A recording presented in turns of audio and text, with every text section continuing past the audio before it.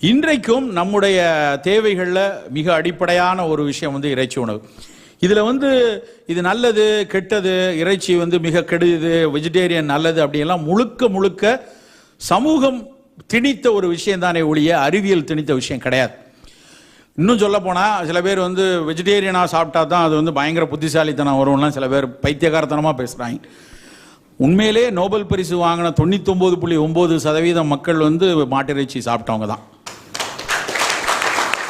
So இறைச்சி வந்து எந்த விதத்திலும் கேடான ஒரு விஷயம் இல்லை. இறைச்சிக்கான தேர்வில் இன்றைக்கு நிறைய அதுக்குள்ளேயும் வணிகம் போய் உட்கார்ந்துருக்கு. நம்ம இன்னைக்கு பிராய்லர் கோழியை எடுத்துக்கலாமே. அதாவது அந்த கோழி வந்து கூவாது, நடக்காது, பறக்காது, ஆனால் அதுக்கு கோழின்னு பேர் வச்சுருக்காங்க. எப்படின்னு தெரில. அப்படியே வந்து 65-70 நாள் ஒரு பிராய்லருக்குள்ளே வச்சு அடைச்சி அதனுடைய சதைப்பகுதி வீங்க வேண்டும் என்பதற்காக அதுக்கு செலுத்தப்படக்கூடிய ஊட்டச்சத்துக்கள் ஏராளம். அதை விட